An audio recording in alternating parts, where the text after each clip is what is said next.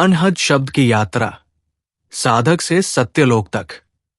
एक प्रारंभिक अवस्था, मानव जीवन। जीव जब साधारण अवस्था में है तब उसका ध्यान बाहर 5 इंद्रियों, देखना, सुनना, बोलना, स्वाद, स्पर्श में बंधा होता है। यहां तक उसे केवल बाहरी ध्वनियां ही सुनाई देती है। अभ्यास, नामजप और ध्यान से मन को भीतर खींचना। 2 ध्यान में प्रवेश, आंखों के बीच का केंद्र त्रिकुटी।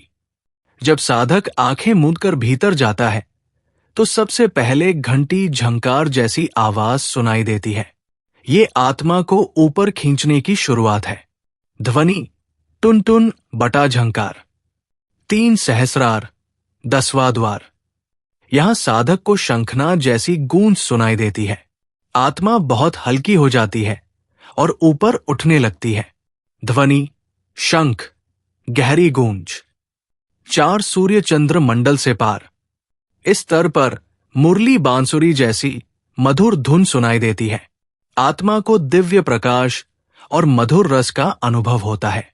ध्वनि बांसुरी की मधुर तान। 5 अनहद शब्द का प्रकट होना। सत्यलोक की दहलीज। जब आत्मा और ऊंची चढ़ाई करती है तो वहां वीणा और अनगिनत झंकार सुनाई देती है। ये ध्वनि अनवरत है, कभी बंद नहीं होती। ध्वनि, वीणा, मृदंग, झंकार। 6 सत्य पुरुष का लोक, सचखंड बटा अमरधाम। यहां पहुंचकर आत्मा को वो अनहद अमर ध्वनि सुनाई देती है जो शब्दों से परे है। ये ध्वनि कोई स्वर नहीं बल्कि परम प्रकाश और शांति का नाद है। साधक का लय सत्य पुरुष में हो जाता है।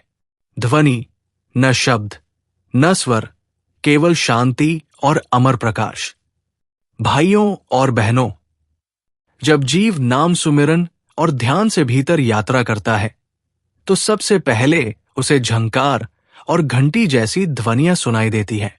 ऊपर उठते उठते शंख की गूंज और मुरली की तान उसे बुलाती है, और जब वो अनहद शब्द तक पहुंचता है तो उसे वीणा और अनंत झंकार का अनुभव होता है। परम धाम में पहुंचकर ये सब ध्वनियां विलीन हो जाती है और केवल अमर शांति की दिव्य ध्वनि रह जाती है। यही है सत्य पुरुष का लोक, जहां आत्मा अपने असली घर पहुंचकर सदासदा के लिए मुक्त हो जाती है। सहज प्रणाम।